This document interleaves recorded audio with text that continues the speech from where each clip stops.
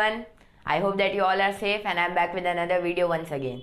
So as you all know that we did the Gupta Empire in the previous video, which was the part 1. So we in this video, this is the part 2 of Gupta Empire and we will complete the chapter in this video.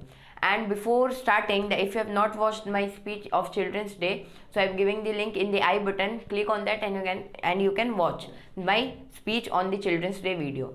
So now let's get started. So from today we are going to start from the science, page number 64, and in the last, or you can say in the previous video, which was the part 1, we did till the Nalanda University. So from science, page number 64.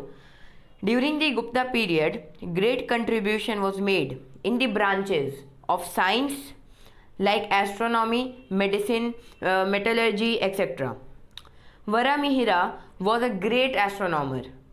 He proved that the moon rotates round the earth and the earth rotates round the sun.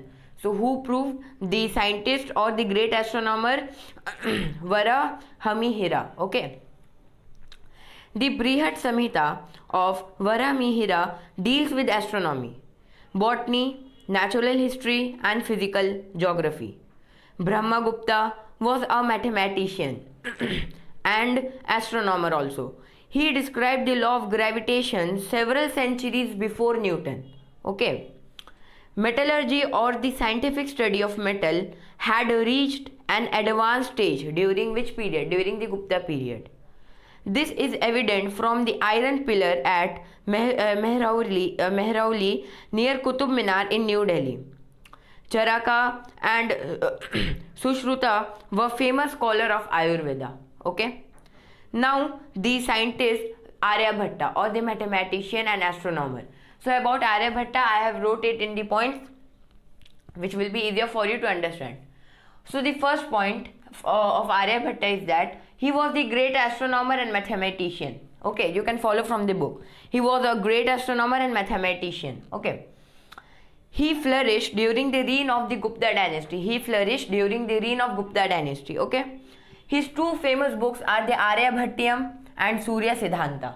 So two books of Aryabhatta is Aryabhatyam and Surya Siddhanta. Okay. After that, his main achievements, okay, you can say success, were the following. Number 1, he said that the earth moves round the sun before Europeans said the same thing. Okay. So Europeans, after many years, they said the same thing, that the sun that the earth moves round the sun. Okay. After that, he discovered the rule for finding the area of the triangle. So Aryabhatta discovered the rule for finding the area of the triangle.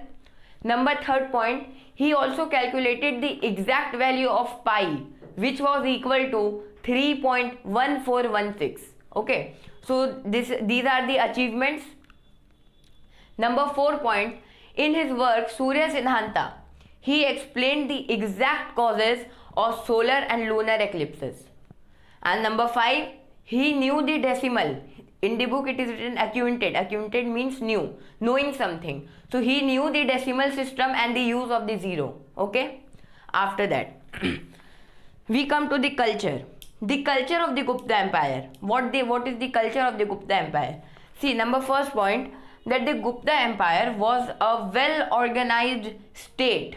Okay. It was a very well organized or well managed state with rulers, okay, who led it from one point of achievements or success to the another point. Okay. Number 2nd point, during this period or age, commerce and trade flourished. Okay.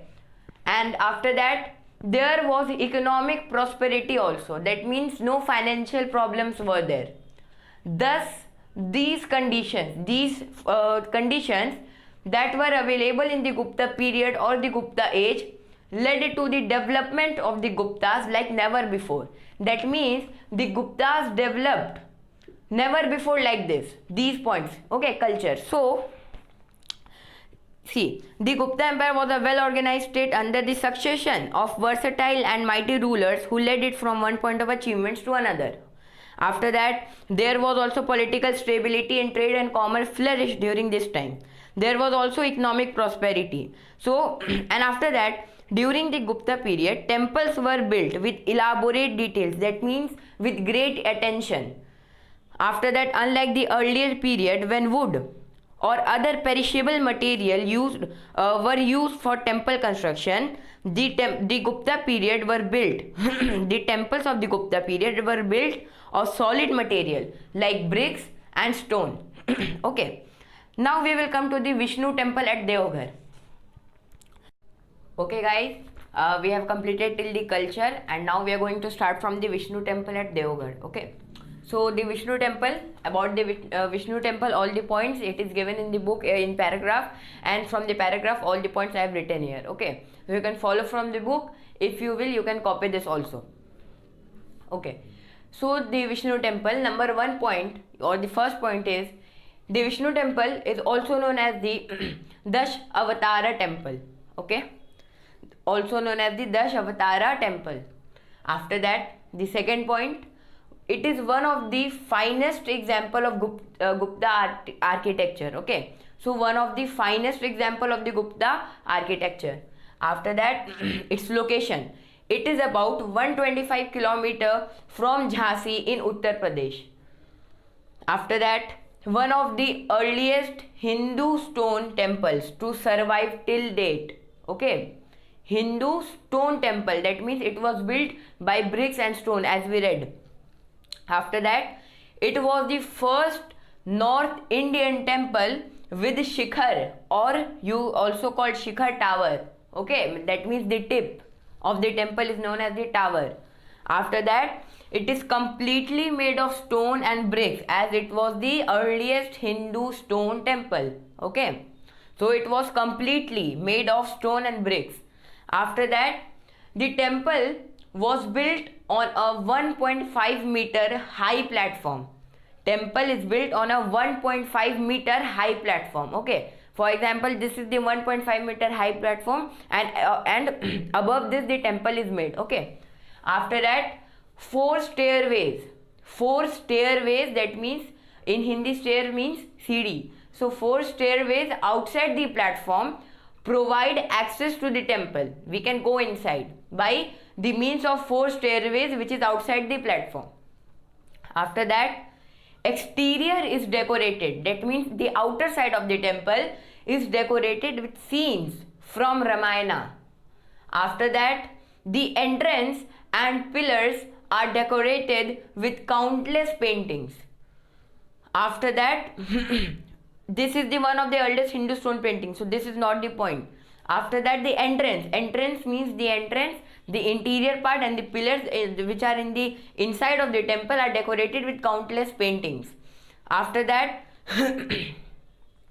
it is dedicated to Lord Vishnu, the god of protection, who is shown asleep on the coil. Okay, coil means something round. Okay, round things.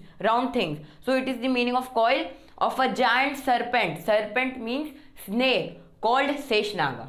So this is the Vishnu temple, that the points of the Vishnu temple. Now we will do the literature. Okay. Okay guys, now we will do the Kalidasa. Okay, so before Kalidasa, the topic literature. Okay. So the Gupta age constitutes an important phase in the history of Sanskrit literature. It replaced the Prakrit not only in inscription but also in the religious and philosophical literature.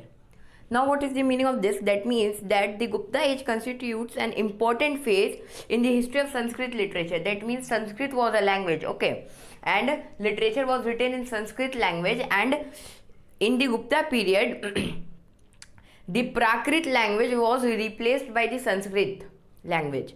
After that, Sanskrit became the language of the learned and retained its supreme position for 1,000 years. After that, Guptas made Sanskrit official language for administrative purposes. Sanskrit was used in official documents as well as in the inscriptions. The classical Sanskrit literature that flowered during the Gupta period consisted of the epics, poetry, drama, lyrics and prose. After that, that means in the Gupta Empire, the Sanskrit language was made the Sanskrit language was made the official language of the for the administrative purposes. After that, it was used in the documents as well as the inscription. That means the royal orders that were written on the pillar, for example, the Allahabad pillar inscription. After that, the classical Sanskrit literature that flowered during the Gupta period consisted of epics, poetry, drama, lyrics, and prose.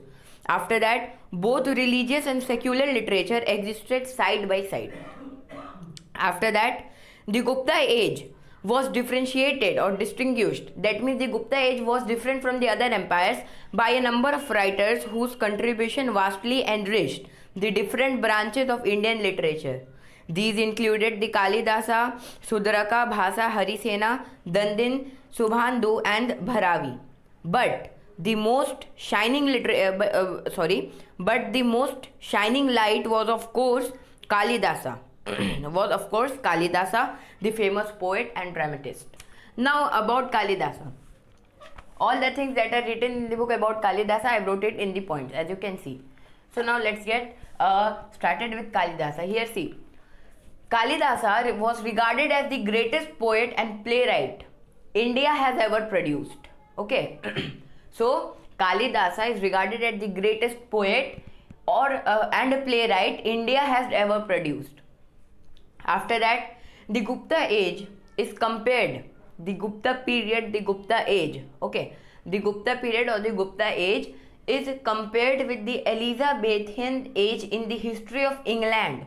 Okay, like in the history of India, the Gupta age was there, and in the history of England, the Elizabethan age was there.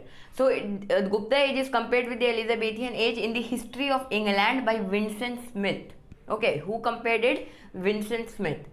According to him, all the lesser lights, okay, all the lesser lights are outshone by the brilliancy of Kalidasa, as in England all the small authors are overshadowed by Shakespeare.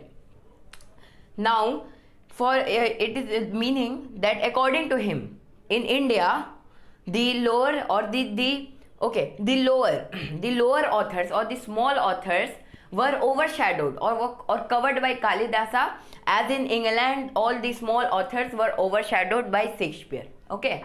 After that, Kalidasa's 4 poetic works are Ritu Samhara, Raghu Vamsa, Meghduta, and Kumara Sambhava. Okay. After that, his 3 dramatic works are the Vikramod Vashyam, Malvi Kagni Mitram, and Abhijana Shakuntalam. Okay. After that, what is Abhijana Shakuntalam about? So Abhijana Shakuntalam narrates the love story of King Dushyanta and Shakuntala, whose son Bharata later became the ruler. So Abhijana Shakuntalam narrates, okay, or tells the love story of King Dushyanta and Shakuntala, whose son Bharata later became the ruler. After that, hero of Malvi Kagni Mitram is Chandragupta Vikramaditya.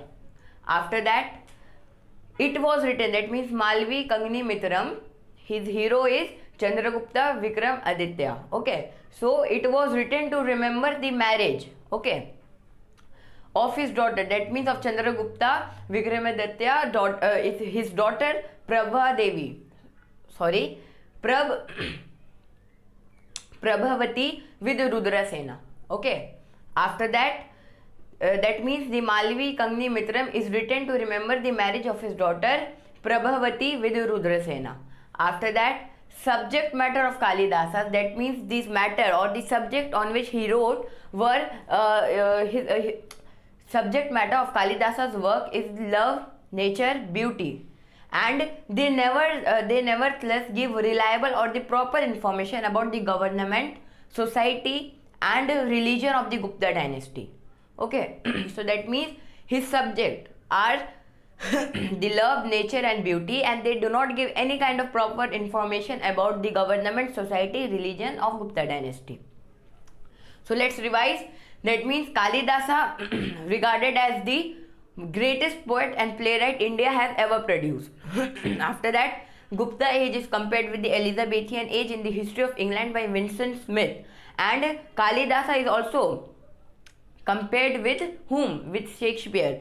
So all the small authors in India were overshadowed by Kalidasa, as in England all the small authors were overshadowed by Shakespeare. After that, his 4 poetic works, whose? Kalidasa's, Ritu Samhara, Raghuvamsa, Meghduta and Kumara Sambhava. His 3 dramatic works, the Vikramor Vashyam, Malvi Kangni Mitram, Abhijana Shakuntalam.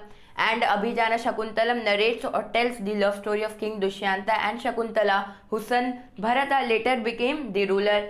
And hero of Malvi Kangni Mitram is Chandragupta Vikramaditya, written to remember the marriage of his daughter, that means the hero's daughter Prabhavati with Rudrasena. And the subject of Kalidasa were love, nature and beauty, and they never gave any kind of proper information about the government, society and religion of the Gupta dynasty. So with this we come to an end of this chapter. So now let's revise that what we have did in this video. We started from science, we did the Aryabhatta, we did culture, we did the Vishnu temple, literature and about Kalidasa. So with this all, according to the scope, this chapter has been ended. Now I hope that what I explained you understood, and if you like the video, don't forget to hit the like button, comment, share and subscribe. Thank you for watching. Keep supporting.